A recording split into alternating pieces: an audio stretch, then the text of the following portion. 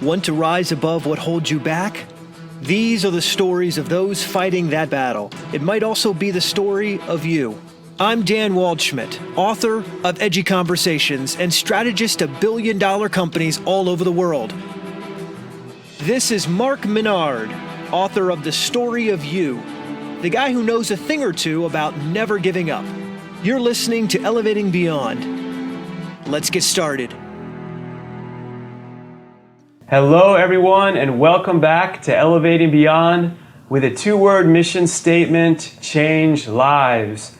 And I am here with the one and only, well, first of all, before I got the honor to see Scott Dikkers here speak.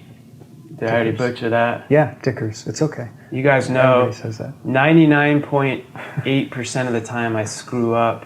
I could be sitting here with George Bush or Donald Trump right now and be like, Donald Trump?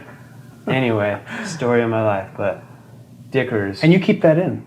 Oh yeah, we're not editing it out. Good for you. That's great. People are used to it. I appreciate that. I think if I did it It'd right, be fake if you did it perfectly. if they'd be like, wait, this show's not, something's going on. Mark didn't screw the name up. Right.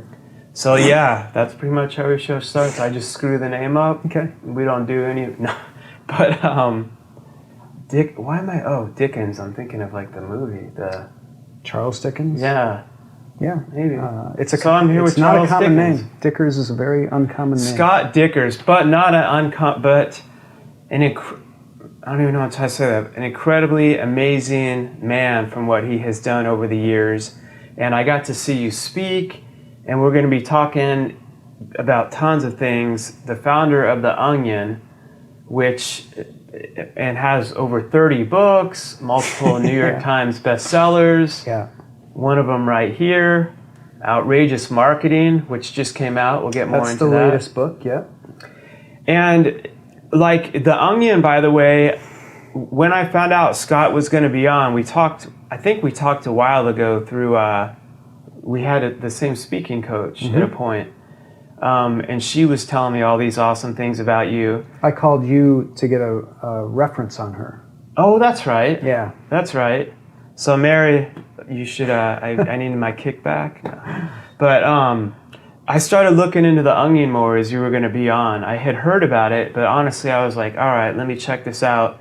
I just started looking at everyone, like, if you haven't heard of The Onion, you probably have, but it's freaking hilarious. I couldn't believe, just on like Twitter, there was like 12 million people following it.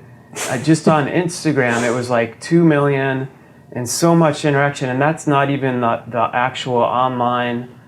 So that's millions, and it's like is it like the largest comedy online news magazine in the U.S.? I know it was the first humor site online. Yeah.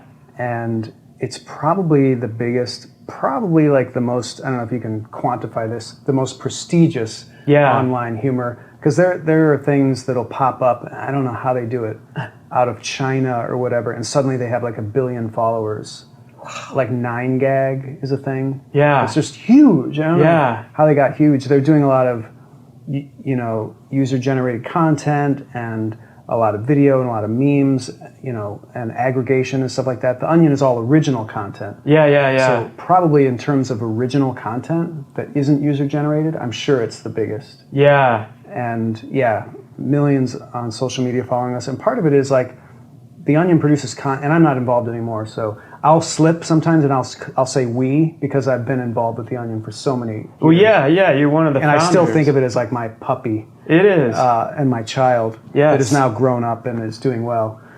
But I left. That's an interesting thing for the final time about 4 years ago. Okay. And you started it? I started it back in 88. 88. Yeah, with a couple of really smart UW Madison students. Yeah. Another 20-year overnight success, right? Another 20-year overnight success. But it generates so much original material every week that responds to the news. Yeah. And like responds to the news cycle with humor, but it also does original content that doesn't respond to the news cycle. That's just like the zeitgeist, whatever the writers are thinking about. Yeah. They'll just put out something goofy that they think is funny. And The Onion's been doing it for 30 years. And all that content is online. So when you go to the Onion and you start reading stuff, they'll say, you might like this article, you might like this article. There's a depth of humor there that you're not going to find anywhere else. It's great. Just it makes an fun of infinite everything. sinkhole that you can get into. It's hilarious. And then too. the Onion just started this other humor website called Clickhole, which people might have heard of. And there's videos and stuff too. Oh yeah, I they saw. have videos. They do great. That's more of a BuzzFeed parody. Okay. Whereas the Onion is more of a newspaper parody. Yeah, USA Today type parody. And so Clickhole is a little wackier and a little sillier. And that's a rabbit hole. You can get down that too. Yeah. And then for a while they were doing Patriot Hole, Yeah. which was like a parody of a sort of Alec Jones BuzzFeed world. Okay. A lot of fun. Just really good stuff Yeah. those guys are doing over there. Yeah. And we can get into this, but after I left the Onion the last time, I've left several times. Yeah. And then I often go back. But the last time I left, I started teaching at the Second City, teaching people how to write comedy based on this book that I had written called How to Write Funny. And a lot of the people that went through my courses, they came to me with no comedy experience, much like the people I hired at the Onion over the years. We never hired people with experience, always complete rank amateurs, because we wanted a blank slate, to mold the way we wanted. Yeah, But people have taken my classes and they've gone on to work for the Onion, and a former student is the editor of Clickhole. Yeah. And a lot of former students are working at the Onion as writers and That's freelancers awesome. and video people and stuff like that. So I still very much feel like I have a lot of influence. Yeah, at the yeah, Onion, even though yeah. I'm not officially involved. Yeah. Well, it's your baby. It's grown. Very much so. It's Always grown will up. be. That's going to be an interesting thing I want to talk about later is that transition of anything you create, any business, going through the baby, teenage, It's my adult, favorite part of to being where an you are entrepreneur, able to then... is where you do this. Yeah. It's my favorite part. Yeah. It's just beautiful. It's a wonderful thing. It's got to be like a combination of feelings of like... It's just like a parent Yeah. dropping their kid off at college. I It's guess like exactly after the a certain same. amount of time, it's like, all right, You're ready. it's time now. Fly. Yeah. I just love that. That's really cool. Yeah, sweet. But when you would bring people on, if they didn't have experience, they had passion for. Did they know about what you were doing, and they like Absolutely. had a passion for? So like they were interested and they were like creatives in a way, but they didn't have like art experience or something or illustration or comedy. But they were like, I love this. Most of I want to them, be a part of it. yeah, most of them were compelled to create Yeah. before they came to the Onion. So they did their own comic strip, and they might have done a comic strip for like their college newspaper. Okay. A ton of Onion writers were college cartoonists. Okay. And some of them wrote. They would write funny things in their diaries, or they wrote a funny column in their high school newspaper or something like that. And they were just like, the best writers write.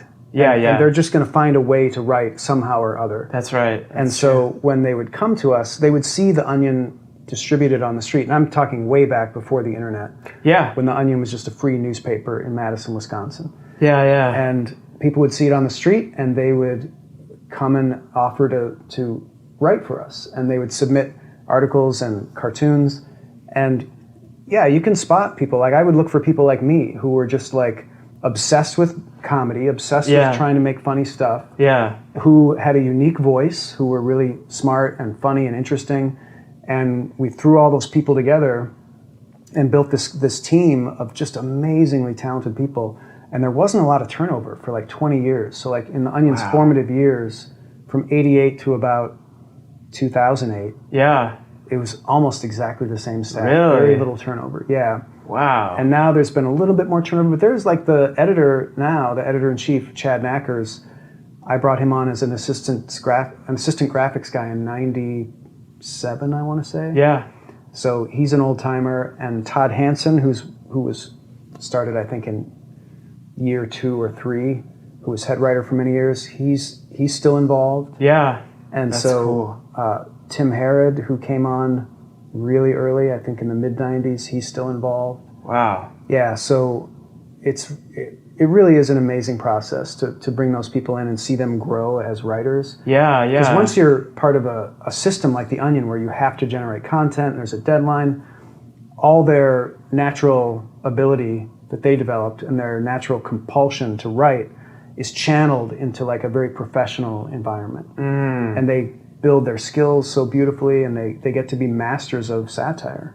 That's wonderful true. to see. A lot of them have gone off to write books and work for TV. Yeah. It's been really satisfying to see. And I remember yesterday when you did your keynote at the college, you were talking about like growing up, you were inspired a lot by like Mad Magazine, which I could see, because there was something I just recently saw that it made me think of the garbage. Did you have Garbage Pail Kids cards at all growing up? No, I never had those. Do you remember I had wacky packages. Like Luke Puke and stuff like that? No, I had wacky packages. Okay. Which were like Mad parody. At least I thought they were associated with Mad Magazine. If they weren't, they were very similar. Okay. They were just parodies of products.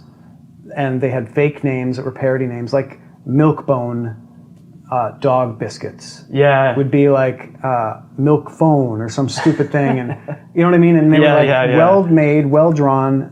They had good verisimilitude, and they were stickers. And you collect these cards and pull the sticker off, and you can stick them places. Yeah. And as a 12-year-old, I just thought that was the coolest thing. And I collected them all, and they were very funny. That's awesome. Yeah, and I never got into the Garbage Pail Kids. Oh, it was. You would think it was. It was later. I think it's now that you mention it. Tim Harrod was really into those, and he collected those and knew about them. Yeah, it was like in the '80s, I think. Yeah. No, that's more his generation. I'm a little older than he is. Yeah. I was born in '79, so garbage. Because I found some old ones. I'm like, man, I wish I would have saved them. Yeah, wacky packages hilarious. were like mid-70s. Yeah. Oh, really? Yeah. Okay, that makes sense. But I mean, I remember I'd have Mad Magazine because I remember at the last page where you could fold it. The fold-in. And it would make that picture out of the picture. Yep. That was always like, I'd be in the gas station when I couldn't buy it sometimes and fold it. I get yeah, yelled you'd pick it up on the newsstand and you could some kids had already folded the fold-in. That was so cool. Yeah, so I wonder how many Mad people listening don't. If you don't know what that is, you have to check that out too. The folding. And it's sad because Mad is gone now. They went to quarterly and they're stopping now. But they were a real institution. Yeah. American comedy for a long time. They don't get a lot of cred because early, when they were founded in the 50s, they were more of a subversive, like underground comics type of thing. Yeah. But then they started all the way in the 50s. Yeah. I didn't know that. They immediately started doing more kids humor and targeting like 13, 14-year-old kids. A lot of booger humor, barf humor, stuff like that, parodies. And as a 12, 13-year-old, I thought it was the greatest thing in the world. It's perfect. And yeah, I had a subscription, and I copied the art in Mad to learn how to be a cartoonist, and copied the writing to learn how to write jokes. It was really valuable for me. You could see where there's a lot of influence off that, and then I think it's great. Then you like get your influence, and then you do your own.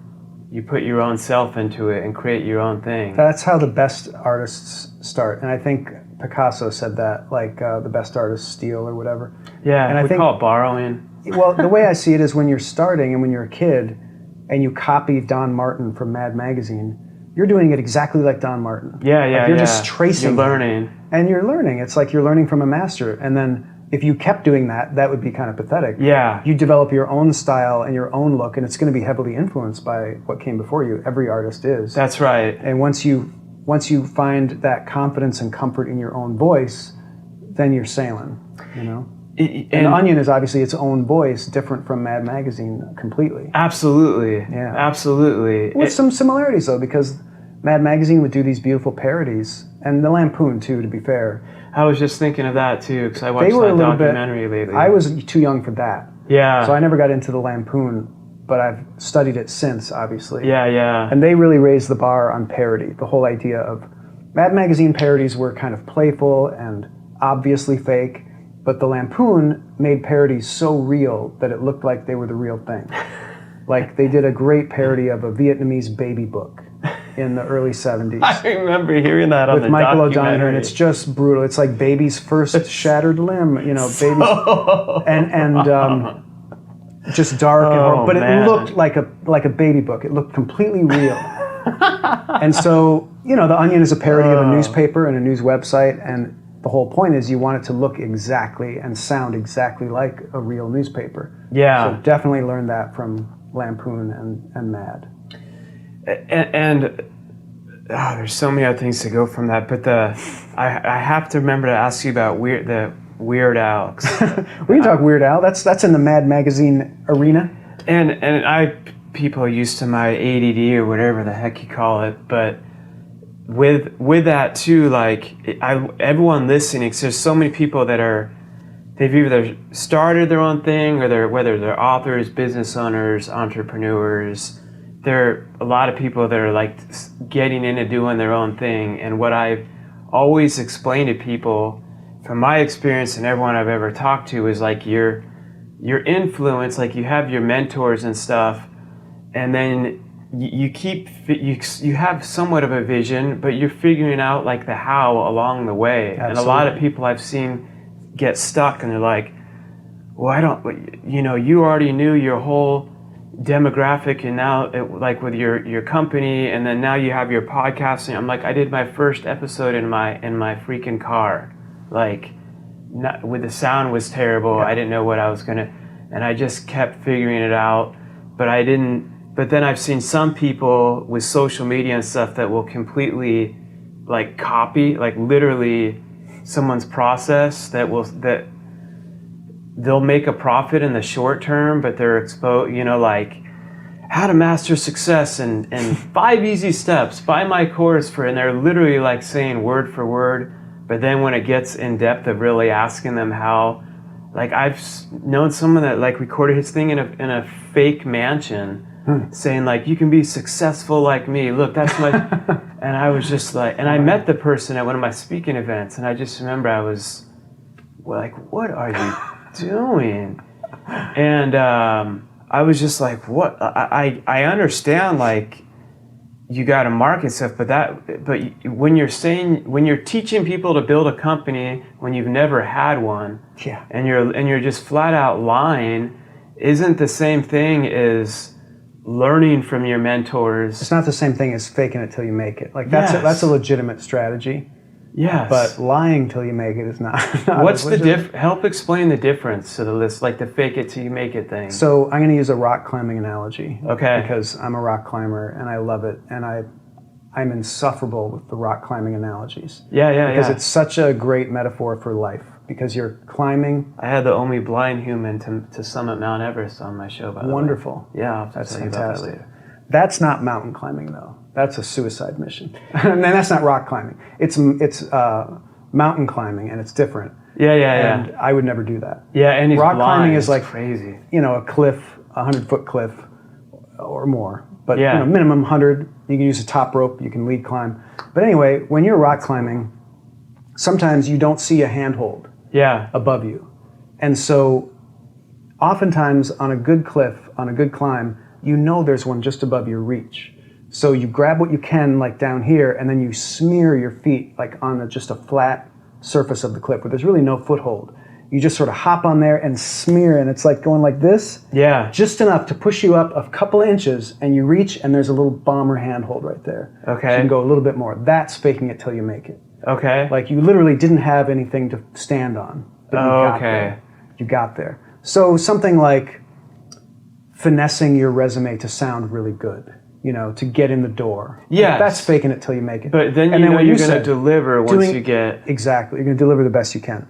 Doing it in your car, starting good, not perfect, Yeah. I did the same thing. Like that's how I do everything. It's like I start because I'm passionate about it and I want to start, and I know once I start, I'm going to learn.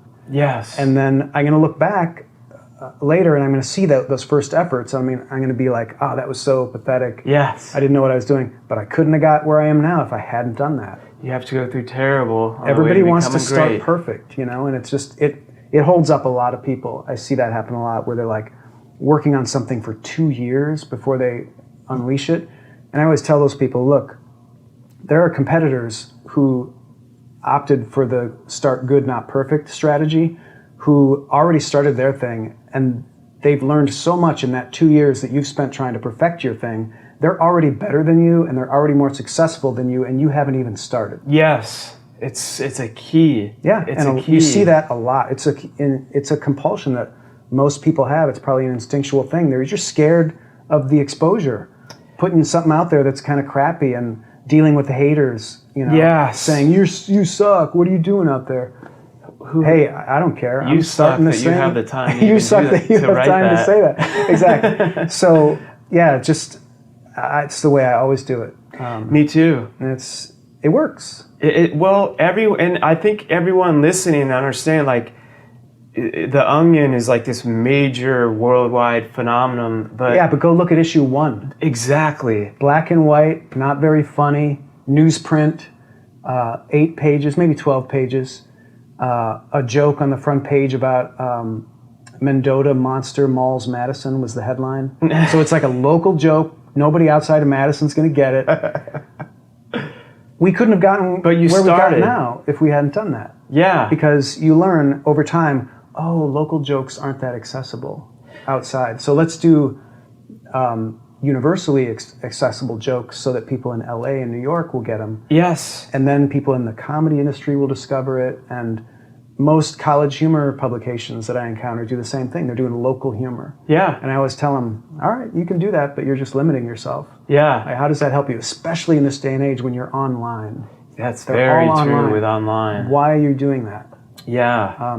A little local humor is fine, but in humor, the audience is so small, like you have to be as accessible as possible. So you can do a local joke, but give it some accessibility so that maybe you use an analogy or something so people in your local area will get what you're talking about. Yeah. But somebody outside that area will also get it. Like Monty Python did that beautifully on their show. Yeah.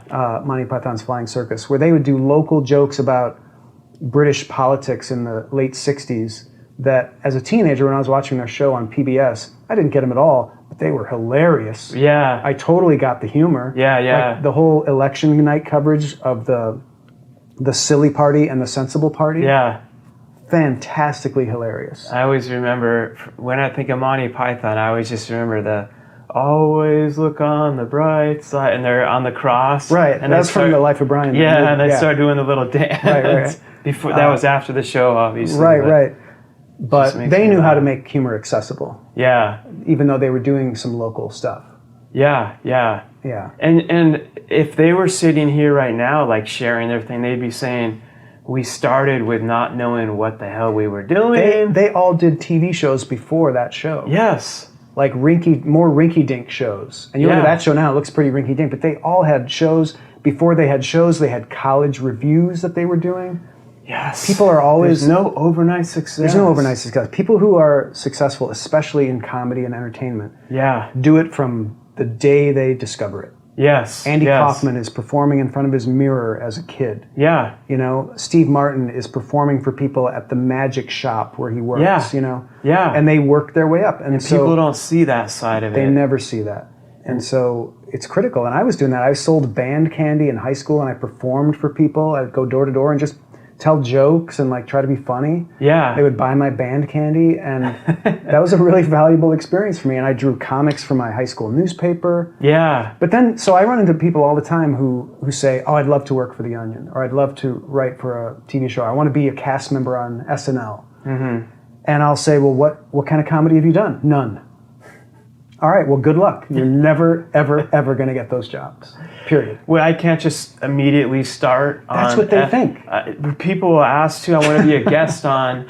I heard Conan O'Brien say recently when people he'll run into him and say, they'll be like, "I want to be on your show." Right. And he'll be like, what have you done? Right. Like, you don't get it. They're like, "Well, no, me getting on your show is going to build my...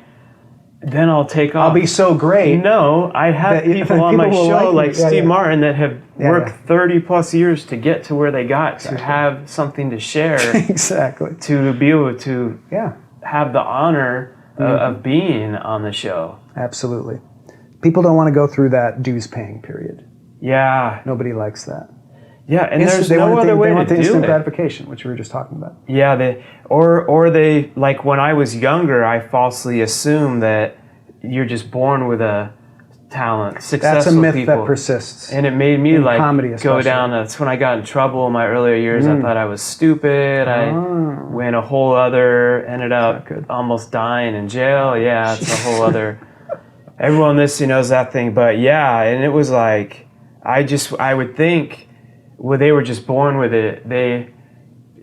And then I've had NFL players and stuff on the show that have, just like you said, it's not, I found out since like 6th grade, they were getting up at 4:30 a.m. And then in college, they would be doing people would be doing this, and then they're staying 8 hours after. The ones that make it to that next level were always, they had the talent, like in the passion, like you said, to kind of know their lane, but then they had to put in 1,000 times more work than anyone else. Michael Jordan's my favorite sports example. Yes. Because here's a guy who got cut from his high school team. Yes. Got put on junior varsity. Yeah. And he always comes back to the fundamentals, like shooting free throws.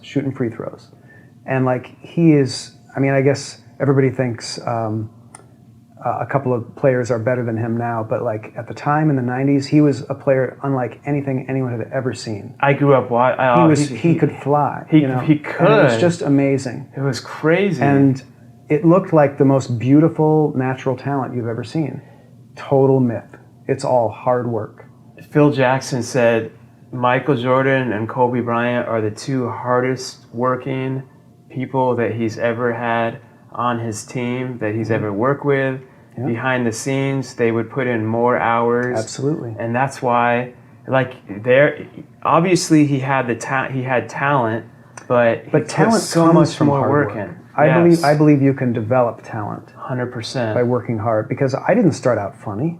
No. Nobody starts out funny. Like when I was a kid, I was shy and I was awkward and I was terminally unfunny. Yeah. But I studied Mad Magazine. I was really in love with it. I practiced it. I wrote a lot. I drew a lot. I performed door to door selling candy. Yeah. It's like you're putting the reps in. Skill. When you put in the reps, you not only get this sort of like automatic, like you're building muscle where you're like learning stuff. You're building skills. You're building confidence, and you're getting good. And then when you get to a certain level of good, people start saying, "Oh, you're so talented." They do. They start saying that. No, I'm so happy you said that. Yeah. It's so true.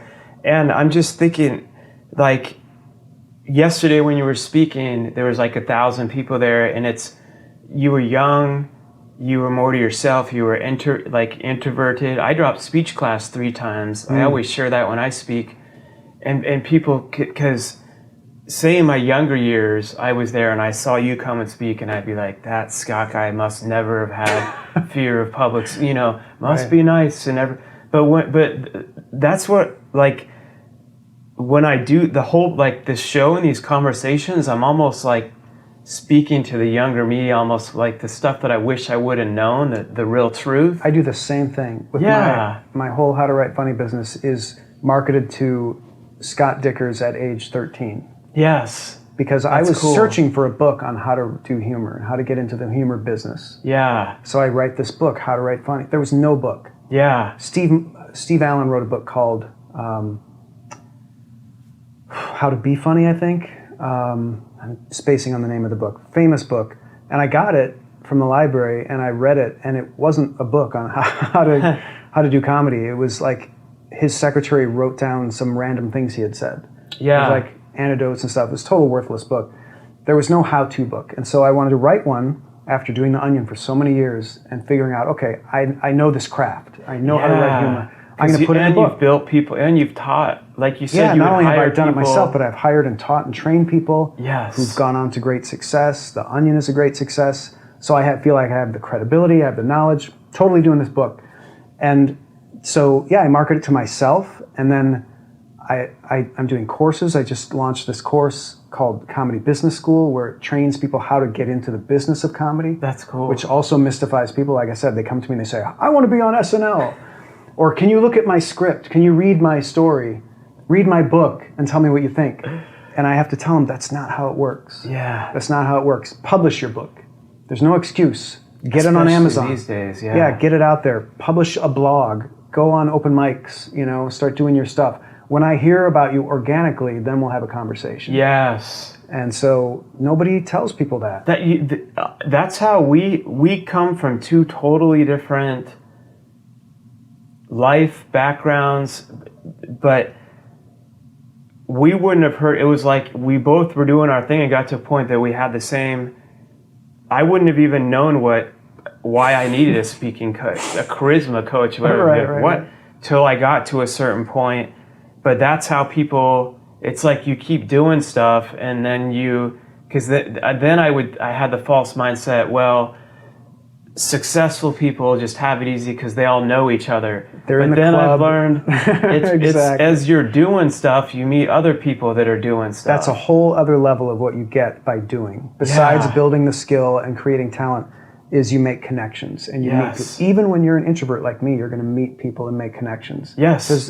No one's an island. No one succeeds alone. You need other people to support you and help you, and who you help. Yes. And so I meet somebody like Mary when I'm trying to elevate my speaking career. Yeah. And that's somebody you meet too. And so, these other people are hugely helpful. And as you know, like, you become like the people you are around. Yes. So when you surround yourself by other people who are striving, who are successful, who are driven, especially in your field, it just elevates you. And it does. Those are your peers now. And your peers are no longer the sad sacks that you hung out with when you were 13 who were like, you can't ever do anything. Work in the factory like me, you know. You're just not in that group anymore. That's going to fail. And I'm still friends with those people on Facebook, like my high school class. You know, I'm still like in this Facebook group with all of them, but they're not my peers anymore. You know? I can't, and you know, it's funny, like I'm introverted a lot when it comes to normal people, but when it's like people like small talk and stuff like that, I'm just not. But when it's people that aren't normal, like I can sit here and talk with you for very easily and have a conversation. Then like when normal people have small, like my wife's great, she's more outgoing, and that stuff too is like I'll be nice, but like I could be more awkward in those, and then people that are just different doing other stuff, I relate to that so much. Like talking to Weird Al for an hour was great. Because we're both in the comedy business. We have 1,000 things to talk about. There was never a lack of topic for the conversation. But just now on my way here, like I'm in rural Ohio, and I'm stopping at this gas station, and there's all these guys in pickups and tow trucks with Confederate flags hanging off the back of them. If I was in line with one of those guys and they were like, heck of a day, isn't it? Yeah. I would be mortified. Like, what do I say to this person? I have nothing in common with this person. It's like, I mean, God love them. Don't make it more than I just can't get into it. That takes so much energy for me. And it's so stressful to say, yeah, it's a hot one today, isn't it? Yes. Like, I don't care about that. I'm not talking about that. I'd rather talk about parody songs. I know. I can't relate to, and it's the same, like you were saying with and it's like the old people that you're with, it's not like, oh, I'm successful, I'm better. It's like, I can't, some of the stuff they're like gossiping about on the news and stuff, I'm like, I don't even, I already have enough crap I'm worrying about for what I'm doing in my life. Like, I don't even need that to think about. Yeah, no, you found your tribe and you found your peers, and that's natural. Like, you want to be around people who support you and who are like you. Yeah. And not people who are just doing something totally unrelated to what you're interested in. But people, like when you're saying, they ask you just, how can I get right on Saturday Night Live, or how can I just have Weird Al as a mentor, is what we're kind of explaining now is you keep doing, and start doing something, be crappy at it, continue to get better at it, learn along the way, and then you'll get to where you're earning respect to connect with people like that. How did you meet Weird Al? So we're speaking of my podcast, the How to Write Funny podcast, where I interview comedians, comedy writers, stuff like that. And I think he was the first person I interviewed for my show, and it was super simple. Yeah. And it was because of all the dues that I had paid. So gotcha. Started The Onion in '88. Weird Al was one of the first people in Hollywood to discover The Onion. Really? He's a real connector. He's a real maven. Really? If you know that term from Malcolm Gladwell, who just knows everybody. Yeah. So he has millions of Twitter followers now, but even before the internet, he knew everybody. And he discovered The Onion, he was passing it around. Really? So other people in entertainment discovered it, and agents discovered it, and it became a thing where now The Onion's getting phone calls from agents saying, hey, we want to represent you. Do you want a job on a TV show? Do you want your own TV show? They were asking you that? Yeah, absolutely. That's awesome. So The Onion was friends with Weird Al, and he had done a couple of interviews with the AV Club, which is our entertainment review brand that used to be the back half of the newspaper. Now it's a separate website. Okay. And The Onion started doing this comedy festival in Chicago. Yeah. Where we bring in big comedians, big names, and it's kind of a big event or whatever. And so Weird Al was at it one year, and it was like, I reached out to his people and said, hey, can you be on my podcast? Absolutely. Really? That's great. Like, it was a no-brainer. Yeah. So never would have gotten there if I hadn't done all that work. Yes. I mean, maybe, he's a nice guy. Maybe he would have been on my podcast if I were just some guy who decided to start a podcast. But he knew he was going to be talking to another comedy expert. Yeah. About comedy. Yeah. Yeah.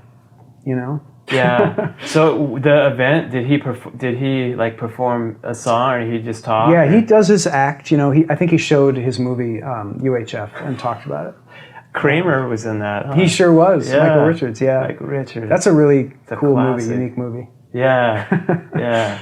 I remember I grew up watching that. Yeah, formative years. Yeah. That movie came out. It's true. Rambo. Right, that Rambo parody, super funny. Yeah. That's awesome. So, yeah, and we'll put it all in the show notes, but awesome. Your podcasts and everything too can have a link to the episode with Weird Al, and also everything else, of course, that's going on with it. Yeah, and I started a new podcast kind of based on this book, because after I left The Onion and started this other business, the How to Write Funny business, I started getting asked to be on entrepreneurial podcasts. Got it. And speaking at conferences with entrepreneurs and stuff like that, and it was kind of like, that happened almost by mistake. Like, I thought I was in the comedy business, but it turned out I was in the business of starting businesses. And so people want to know about that. You're an entrepreneur. People forget that you're an entrepreneur when you're doing your own thing. And so you're your own business. Starting companies like The Onion and like the AV Club, and like my comic strip even before was a startup that was really successful. Yeah. And then How to Write Funny is doing really well. So I started doing a podcast called Outrageous Entrepreneurship, which I do with a co-host, Victoria Elena Nunez, who's a Chicago entrepreneur. Okay. And we just talk about like the basics of starting a business. So, because I feel like when people are starting businesses, there's plenty of books you can buy and there are plenty of podcasts to listen to, but I feel like a lot of those podcasts have like Fortune 500 entrepreneurs and like billionaire entrepreneurs as guests, and that's fascinating. But we're just two like down to earth people talking about the real world of like, how you get started, how you should bootstrap it, how you have to, balance your personal life and your work life when you're an entrepreneur, and work on your business, not in your business, and all this kind of basic stuff. Yes. And it's really been rewarding, and stuff you wish you would have known, and stuff earlier. I wish. And so it's like an opportunity to be a peer of someone listening. Yeah. So they listen to you every week, and they just, these are my friends who talk about this thing I'm interested in. That's great. Which is great. And whenever this airs, that podcast will probably be up and running, but as of now, it's not, because we're just putting together our backlog, and it'll probably launch in a couple of weeks. Okay.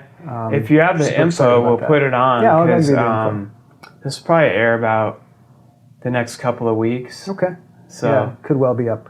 And the listeners will love that. I hope so. Yeah, I think it's really good. We have really good chemistry, me and her. That's cool. Yeah, it's fun. No guests, just us talking for half an hour once a week. Nice. Yeah. Nice. I'll do that sometimes. Actually, some shows I'll have a guest. Sometimes I'll just sit down and start talking about crap. I started doing that on my podcast. I always had guests who were in comedy, but then I started doing these solo episodes where I would just talk about, here's how you write a joke. Yeah. Or here's how you write a comedy story. Yeah. Those have been good. It's been fun.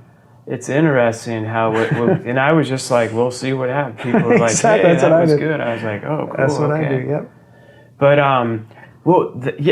it's so true though. Like you, probably without even knowing it, are such an entrepreneur, and you've learned. And like you mentioned, and I've had Fortune 500 owners on the show, but when I'm pre-show, I talk to them about stuff that has totally become common sense and try to help, because you can get to a 10 and completely, and I have too, like that's why I like speaking and also having a Q&A, because people will ask me stuff that I can glaze over and it's just become comments. I'm like, oh, I'm so glad you asked that. And it's helping them because they're thinking someone can be teaching from a level 10 and acting like you have to have all this to be successful, and they're forgetting, wait, when I started, right, like me, like my office was in a freaking barn. It was the recession. I couldn't get a loan anywhere. There wasn't crowdfunding. It was like... And people at 1 can scarcely relate to somebody at 10. So yeah. you just need to start from a different level. Yeah. And that's... half of it is just hearing the mindset behind it. Honestly, like, it just gives you hope when you want to give up, to know, like, okay, everyone goes through this. Absolutely. And if they do, like, I can keep going. Yeah. Because I would think you know what, I wouldn't hear those stories enough when I was younger, and I would just think, I can't do this, because those are the people that just were born straight A students and successful, and success handed to them on a silver platter. MBA, And there are those people, but there's a lot of people who don't have that. Oh yeah. Who work for it. The majority of the ones that I have met are, and even some I think that do have stuff handed to them, are, to take anything to another level, still have to put incredible amounts of work in, because there's a place by here, it used to be a giant basket. I forget, it's $1 billion basket company that sold like baskets, and they made a building that was a huge, shaped like a basket. The second or third generation son, the company went bankrupt just because, and I have a friend who's a consultant to billionaires, that's what his job is. He tried it, and the son kind of like is one of those other examples that had it all given to him, and unfortunately was taught everything except like the struggle. And so he just like crumbled that company within almost like 5 years of what was like a 50-year thing that was built, you know? And so there's those situations, and it's trying to balance that out. That's where I've heard some parents talking about, like, I don't remember if it was Bill Gates or... I know Warren Buffett. Warren Buffett. One of Buffett. those people who won't give his kids any money. Yeah. They'll send them to school, pay for their schooling, the best schooling, but after that they're on their own. Yes. I love that. Like when I see that other analogy, I totally get it. He's like, because I'm giving them more than money, I'm teaching them my mindset and how to be able to make it on their own. Right.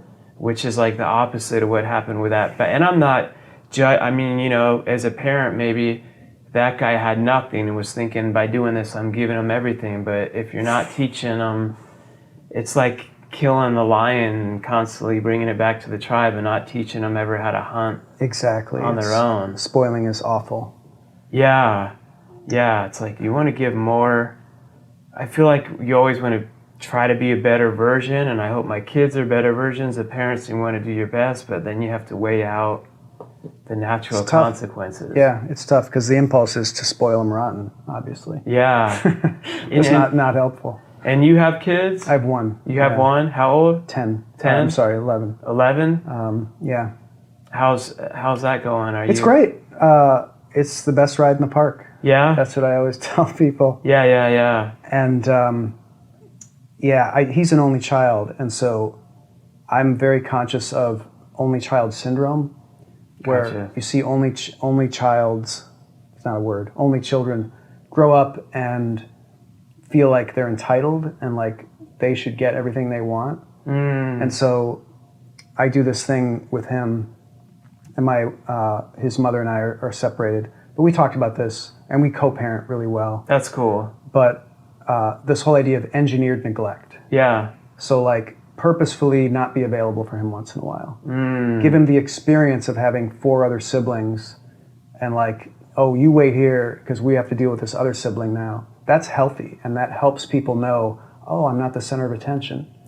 I have to figure out how to self-soothe. I have to figure out how to do my own thing. Yeah. I have to have executive function, et cetera, et cetera.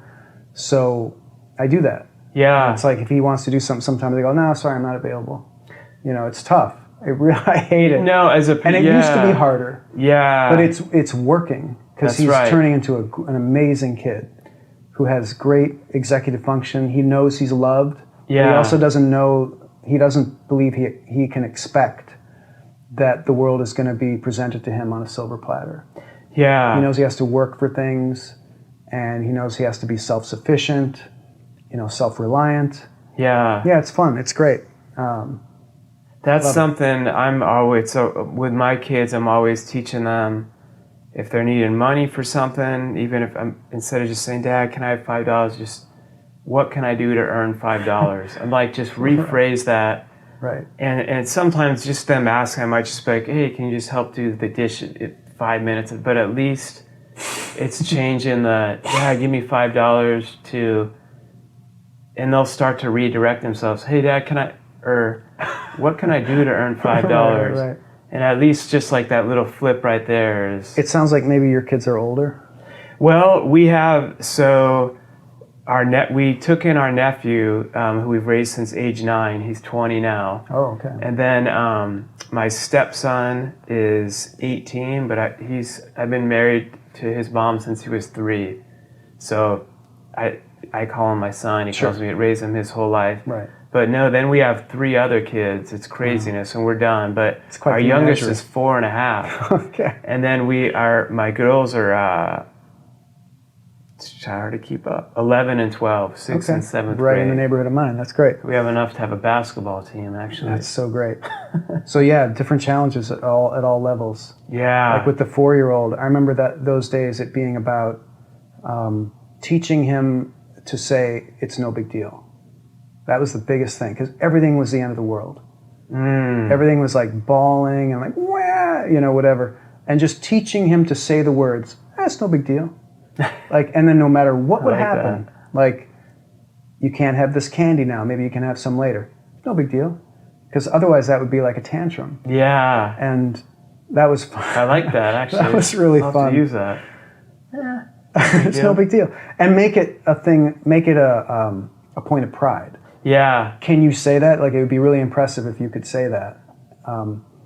And obviously, every kid is different. Sure. You're going to have to go with whatever motivates that particular kid. Yeah. But for mine, it was like he wanted to impress us. Yeah. And he I don't know if he's like a little show off, but he was kind of like artistic and loved being seen. Yeah. And so the way to give him the carrot and the stick was ignore versus pay attention to. And so if you could give him high praise and always praising effort, not ability, that's a big one for me. Yes.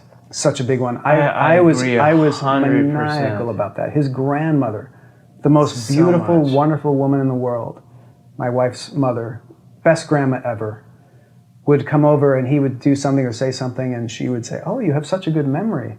And I would always step in, I would literally correct her. And I would say, oh, no, good remembering on that one, Charlie. Like, I'd always have to make sure it was praising the effort. Yeah. Never, ever the ability. That's a great point. And making sure he learned that to get good at something you had to work at. That was also tough because he would try something and not be good at it and get really frustrated. Yes. And so I don't want to do that. I'm terrible at that. I'm like, well, how can you get good at that?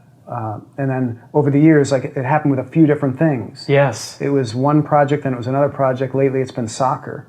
Yeah. He's dedicated himself and he's practiced for 2 or 3 years now, like solidly, and he's risen up to where he's on like this really like high-level team for his age. Yeah. And he's one of the best players on the team.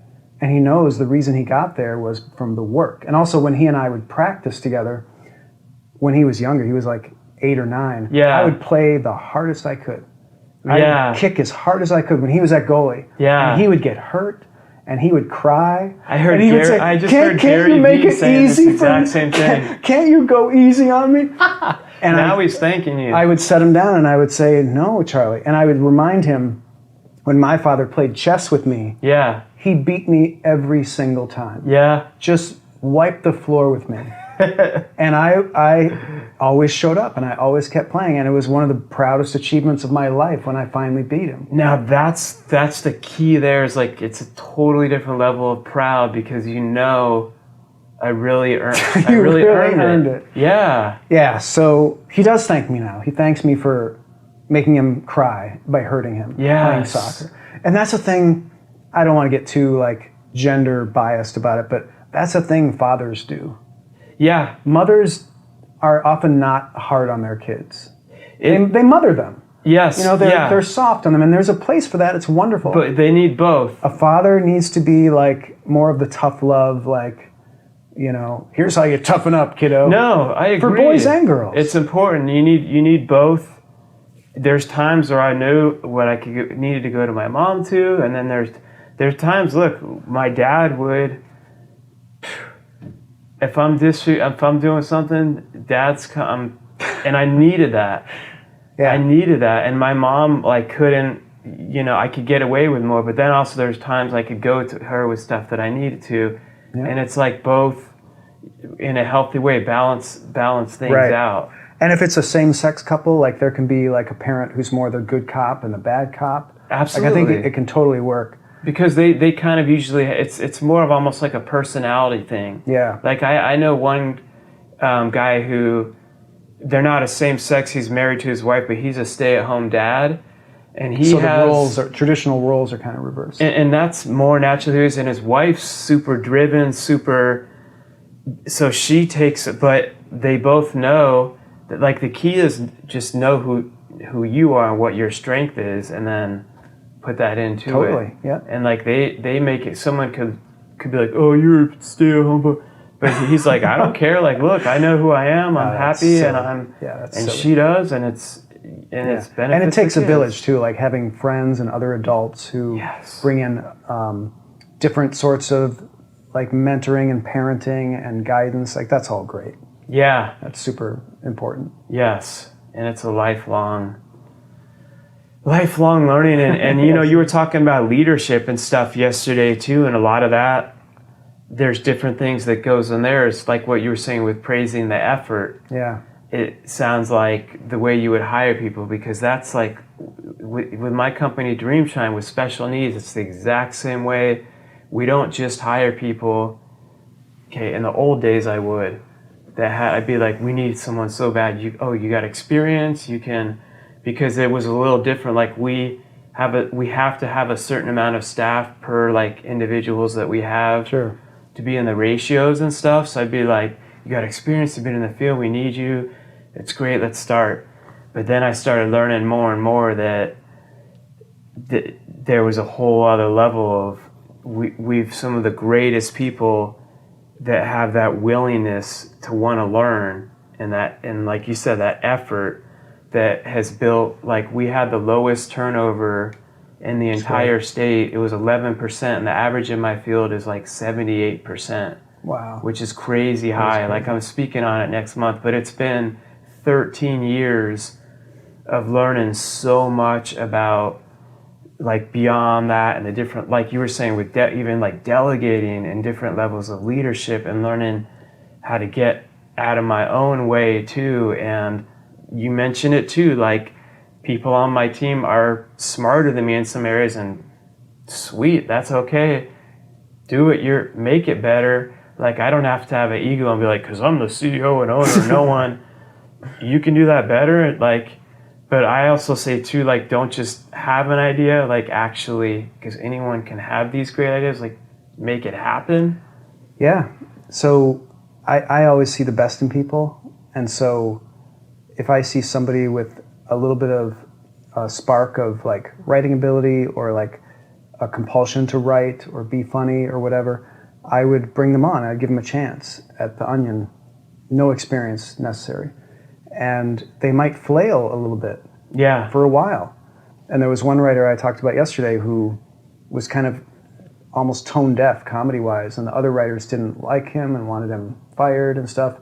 But I knew he was a hard worker, and I knew that talent is something that you build. It's not something you're born with. Yes. And gave him a chance. He kept working. He's been probably the most successful alumni. Yeah. Or alumnus, is that the word? From The Onion.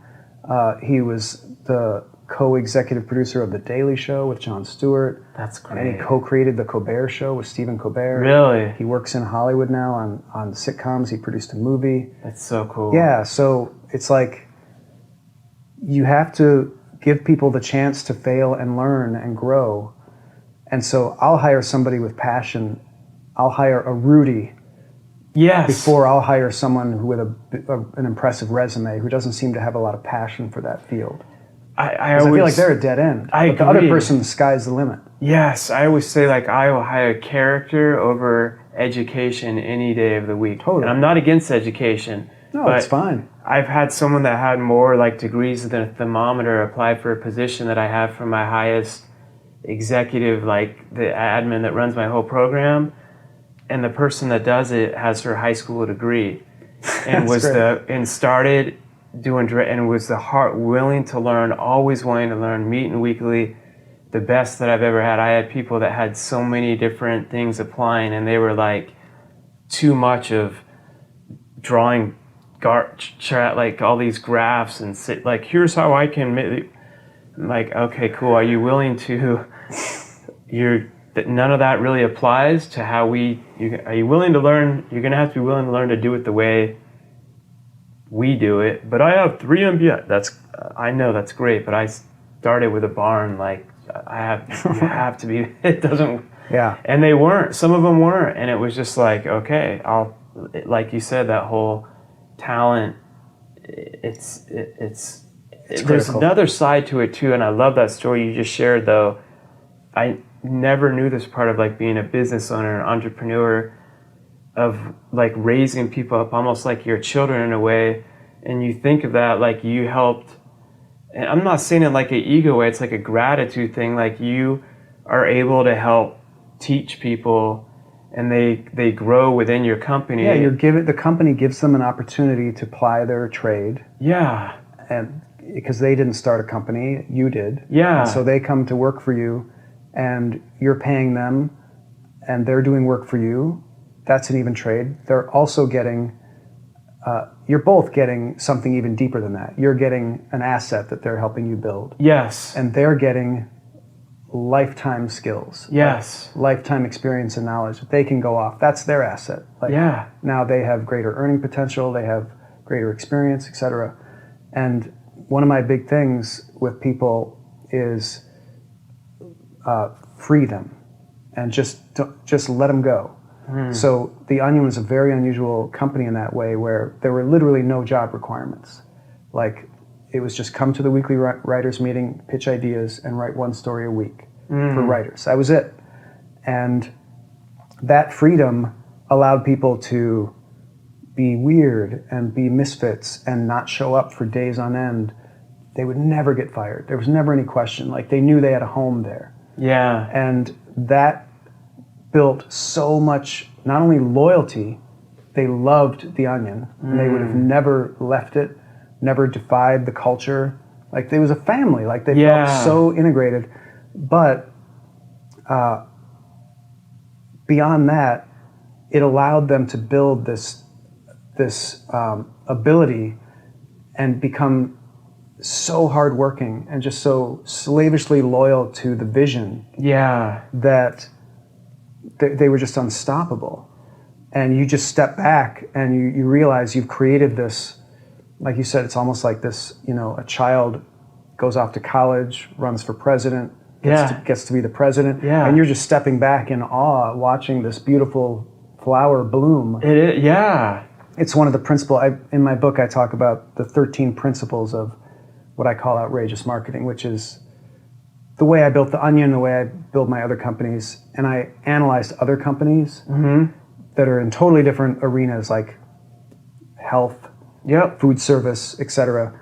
And I've seen that the most like outrageously successful companies do these things. Yes. And one of them 100%. is to free your people. Yeah. And find people who are passionate and just let them go. Yeah. Because it feels counterintuitive. It's like, oh, if you let them go, they're going to go work for somebody else. No, they're not. They're going to love you so much because of that freedom. Because every other place is going to browbeat them and micromanage them. Yeah. So it's like another example I didn't put in my book, but I think of a lot is George Lucas. Yeah. Great entrepreneur, brilliant guy. When he starts his special effects company, Industrial Light and Magic, he hires people who are tinkerers and who are just smart special effects guys who are curious, like geeks who do electronics and computers and stuff. And they start breaking new ground, like in the 80s. They developed computer-generated imagery that ends up, Pixar becomes a spin-off of the company that they sell to Steve Jobs. Oh, really? Yeah, and it's just guys, geeks who he let go, and they all became better than him because he set them free. Yeah. And they could just come and tinker and play and come up with cool stuff. And now, because of that, which is another principle in my book, is when you do that, when you find your mission like that and you live it, you create a center of gravity that draws like-minded people to you. That's so true. Any special effects person in the world wanted to work at ILM. Yes. Because of what they were doing. Yes. Anybody who wants to tell stories in movies wants to work at Pixar because they tell the best stories. Anybody who wanted to write satire came to The Onion. Yeah. And so it was because these were people who were free to do their best. Yeah. And they weren't hampered, they weren't controlled, they weren't on a leash. Yeah. Those two things work in conjunction. Like letting people be free and also like finding people who are truly passionate about that craft or that work. And you know, those are all entertainment industry examples, but well, in the book I use Walgreens, I use KFC, because they do Chick-fil-A. the same thing. Yeah, you know, there's so many companies that do that. If you step back and look at them, and now a lot of companies are discovering what they call flex time, which is basically the same thing. It's just letting people free. I think it was 3M that did it every Friday. Yeah. And then they realized, they look back at their records and they're like, oh, all of our best new inventions were coming from Fridays. Like Post-it notes came out of a Friday. Yeah. So let's do 3 days a week. Yeah. And there's a company in Australia that was like 5 days a week. Yeah. And this is all pretty recent. You know, I was doing this 30 years ago. Yeah. Because it was just, it felt so natural to me. And I will give credit to W. Edwards Deming, the management guru, who went to Japan and taught the Japanese how to rebuild their economy after World War II. So he's largely credited with teaching them how to become, they were literally a ruined country after World War II. And in the space of 20 or 30 years, they were one of the top economies in the world. Wow. A huge success story. Great joke in Back to the Future when Doc Brown looks at the part from the time machine in the 50s and he goes, no wonder it doesn't work, it says made in Japan.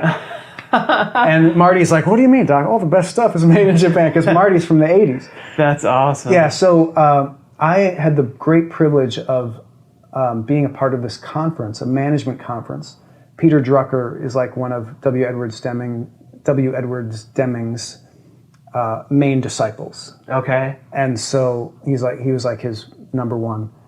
He was there, W. Edwards Deming was there. He was like an ancient man by the time he was speaking at this conference. Yeah. And they were talking about what they call total quality management, which is all about continual improvement. Yes. Treating everyone like your customer, treating your employees like your customer, your customer like your customer, your business partners like your customer. And always thinking of what can I do to be of service. Yes. And very Japanese. And so I worked at a radio station, a public radio station, where we aired the speeches from this conference, and my job was to edit them.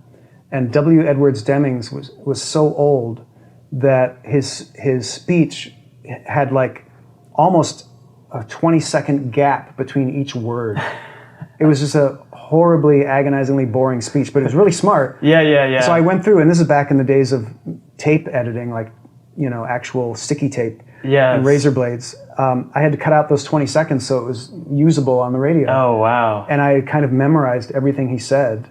And this is like right when the Onion was starting up, and I was implementing all these radical management strategies, like how to just like let people go and like think about the employees, like, well, what do they want? Yes. Think of it in terms of service. Yes. What can I do to be of service to them? Well, I can give them this opportunity to live their dream. A serving leader, yeah. Yeah, it's so valuable. Most people, like you said, are all about ego. They're all about what's in it for me. Yeah. How can I look good in this? Which is so short-sighted and so stupid, because if they really wanted to look good, they'd think in terms of how can they be of service. And eventually they will look great. They will, and they don't win in the long term. It's a very short-term game. Yeah, and the ones you really, and you keep, because I know you've had so much experience with the entertainment industry, but I've been on like the other side of business, but then throughout the years, that's what changed my whole leadership is through the show and through years, I got to know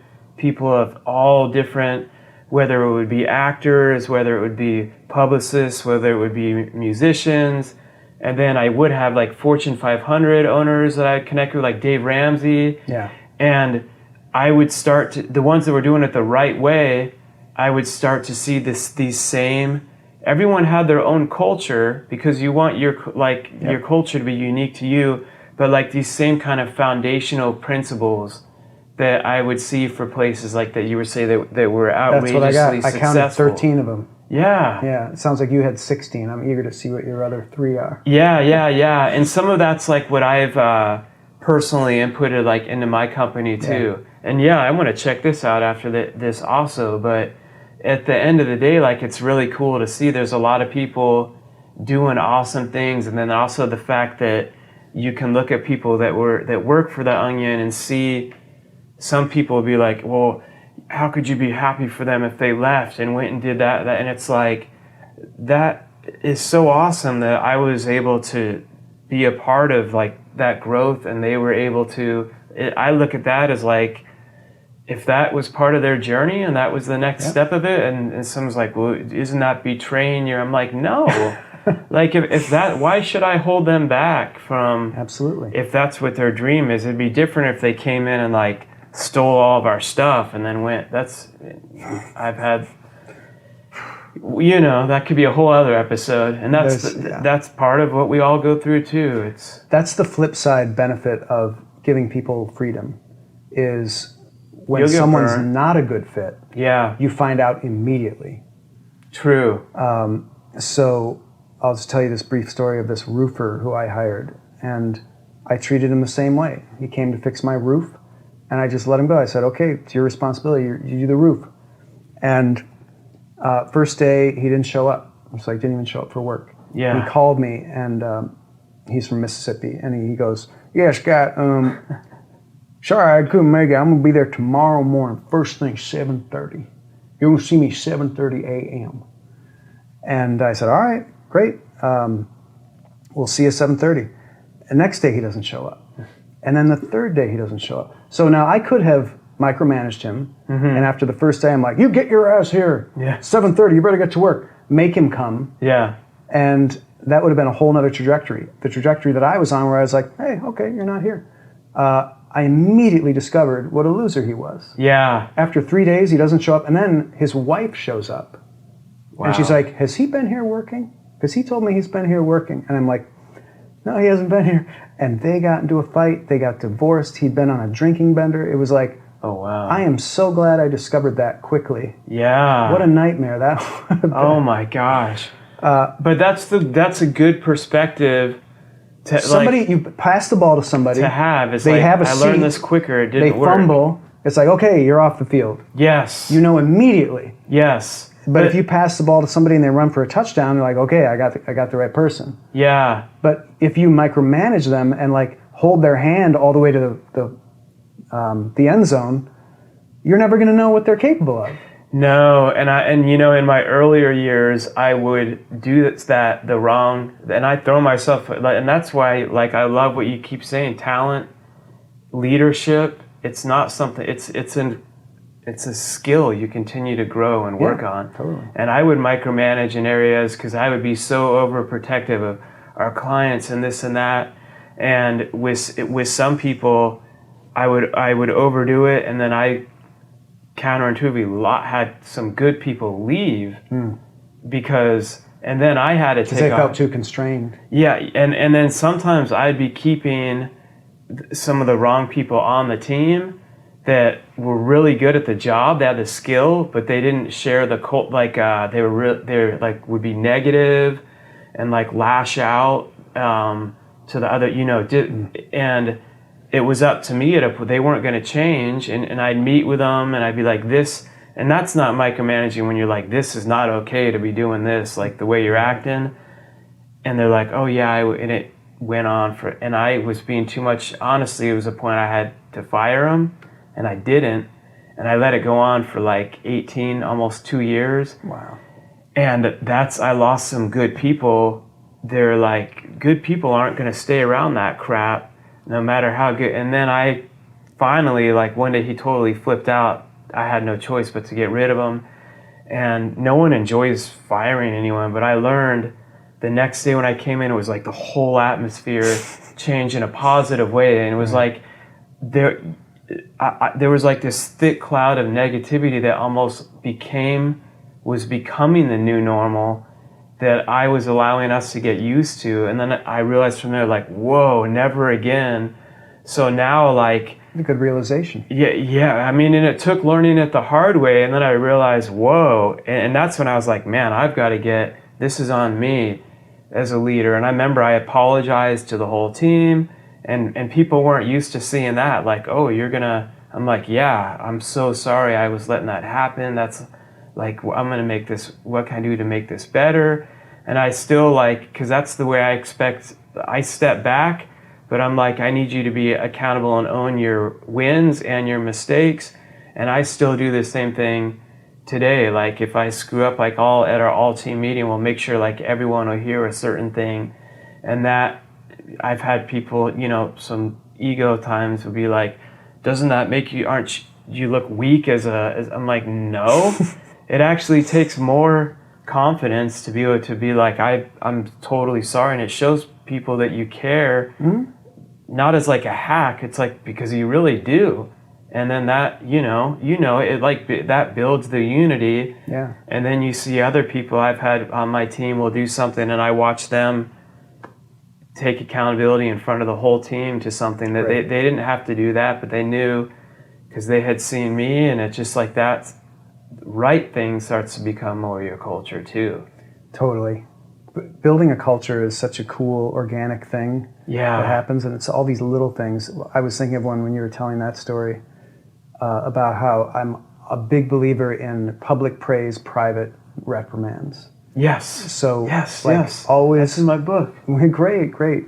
When somebody does something good, like give them all the credit. Yes. Like don't take the credit yourself. Even if you were largely responsible. Yes. Find someone who is second most responsible and say, he did this. Because it's helping you already. Your company's winning. I'm winning. Credit is free. Yeah. And so give credit to people, make them feel proud of the work that they did. Absolutely. But then if somebody messes up, never publicly humiliating them. Always taking them aside and saying, you got to change this behavior. And if it can't change, we're going to have to deal with it. Yes. I learned that the hard way. Yeah. It's that just breeds nothing but bad feelings, negativity when you dress people down in front of others. And you see a lot of ego-centered bosses do that all the time. You do. They thrive on that kind of shame and sort of stripping employees of their dignity, which is just miserable. And that's where there's no sense of service there. There's no unity. You got to treat them like human beings. Yeah. They're driving them off of fear versus where your culture was the opposite, where it was like, because you weren't saying I stepped back and they were all lazy and did nothing. You were like, no, they still worked their butt off, like very, very hard. The more I stepped back, the harder they worked. They worked hard. Because they took ownership of it. Yes. Yeah. And it wasn't out of fear that I'm going to get ridiculed. Charge in and dress them down. Yeah. That's the worst, but it's worst kind of leadership. But it's the most common. Unfortunately, it is, or it's been maybe the most common that we've seen represented. Because what I have found is I've got to know more and more people behind the scenes that run really big companies, like upper levels in AT&T and stuff. They're they care like the way you and I do. Now, I've met some that don't.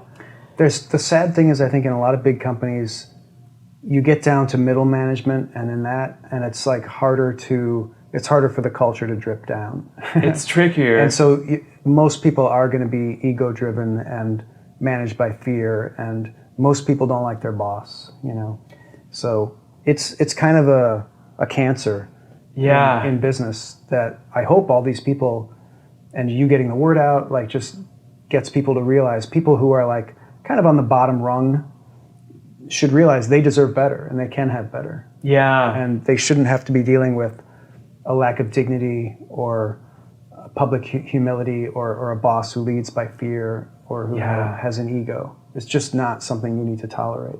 Yeah, and I think it should be inspiring for everyone to know whatever you're doing, you're not only impacting by what your company is doing, by what you're creating, but this leadership is a special thing. That it's like it's really something that I keep it. Trust me, I've had nights where I've been in tears, where I've gone, we go through some crap too, but it's like such an honor and a privilege to be in that, of like, and I'm not saying this in an egotistical way, but like lives you can help change and stuff, and step back and see that. And that was a part of owning a business that I just never knew would become something that was just so special and rewarding. Yeah, you don't think of that. When you're chasing your passion and you just want to start something, you realize you're in this whole other soup. Yeah. Where you're like leading people, man, because I never signed up for that. Like, I just wanted to make comedy. Because we don't know. Yeah, you don't know. You learn along the way. Right. And I think that should be good news, like, for everyone to know that, because they could read this and be like, well, Scott knows, but that's great, but you learn so much. Yeah. I mean, you stepped back, obviously, but I know that you learned tons of trial and error, and even that reprimanding people in private, I learned that the wrong way it was the person that ended up being fired, but one day I was just like tons of stuff, it built up, and I was just like did it in front of everyone, and he was wrong what he was doing, but I went into and I realized, crap, like, I always say the golden rule, I would not have wanted. So I went in, first of all, I apologized one-on-one to him, but then I did it in front of the whole team because he got I did that in front of them, and so I wanted them all to see. But since then, and that's what I'm constantly teaching my leader and stuff, the leaders that I'm helping under me too, is to learn the exact same type thing. Like, you don't do that in front of everyone. You pull them, do a quick one-on-one, and you have that, and it builds that trust too. Like, you're not just doing like a generic write-up or something. Yeah, you're now teaching. You're giving them a high standard to live up to, as opposed to creating bad blood. Yeah. So much more of a motivator. It builds that unity to a whole new level. Yep. So, well, hey, this has been awesome. Super awesome. I definitely appreciate. I love going and seeing you speak yesterday. Yeah, it was great to have you there. It was really cool, and then spending time today, and I'm pumped up to see like what you keep doing, like what's next. Yeah. Like I said, I just launched this comedy business school course, which is pretty big, doing more online courses. I'll keep doing more books, and who knows, like, it's kind of wide open, whatever. I'm sort of at that phase in my career now where I kind of achieved all I wanted to achieve in comedy. Yeah. And now I'm in a new chapter where I'm teaching people how to do comedy. And so I'm a little more whimsical about what I do. And so if I discover a new passion that I want to chase, I'll totally do that. Yeah. And maybe this business, this How to Write Funny business, can, be let free to fly at some point. Yeah. And I'll start something else. I don't know. But it's a fun time. It is. And, like any of that, I love how there's levels to it all. Like, no, I don't believe we're not just meant to be just one thing. It's like you do something that leads to this, that leads to that, because you never would have known when you're doing The Onion that I'll be writing a book for entrepreneurs and talking on leadership. You know what I mean? Like years and years later. But from everything that you've learned, it's like you're giving back by doing that. Yeah. Because so many people don't have a clue. Like, yeah, and they ask. I go to these conferences and they all ask me, like, how did you do it? How do you find good people? How do you find the best people in your industry? It's like, okay, I guess I'll write it down. And thank God you did, yeah, because there's a big need for it, because there's just so much crap out there that's too much theory based. Yeah, this book is very much like a personal story interwoven with business advice. So it's like the story of how the Onion was built, and then, like I said, comparisons to these other companies in different areas doing the same stuff. And it's so great to tell your personal story and know that it's resonating with people. And it was a #1 new release on Amazon, which is great. That's cool. And to know that people are getting some benefit out of it. It might be helping some other people start companies a little more easily, maybe shave some years off of the journey. Yeah. That's always helpful. Oh yeah. I read a lot of business books, and I listened to a lot of audio tapes back in the day, Jay Abraham, I mean. Yeah. And Tony Robbins, Earl Nightingale, stuff like that. So valuable. Yeah. So to be able to give a little back and provide sort of like newer, updated information for people with some wacky stories. It's a college humor publication, so there's a lot of funny, wacky stories. Well, that's what makes about it great. Kids being wild, Yeah. It's fun. It makes it more fun to read than just like, here's than the a straight 10 business principles. book. Exactly. That's which what I could have do. done, like Good to Great. It's a great book, but it's just like pretty like straight principles. Yeah. Yeah. Yeah, you put yourself into it, into everything you do. I have stick figures in my other... I read your, something, like one of your first ones started with a stick figure, and... My comic strip, yeah. Yeah, the story of you started with me, like, that. I love, I'm trying to wrap up, but use that word whimsical.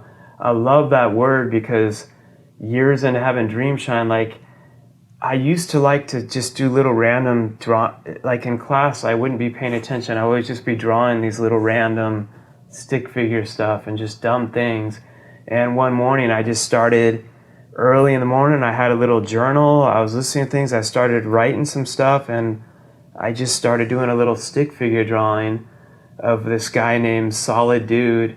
And there was like a mountain, and it said like hard times, adversity, and like hard work, and Mr. Solid Dude was standing on greener grass, and then on the other side I had Mr. Mediocrity Face, and like it was arrows that went in circles because he just keeps going in circles and goes nowhere, and he was in the land of mediocrity.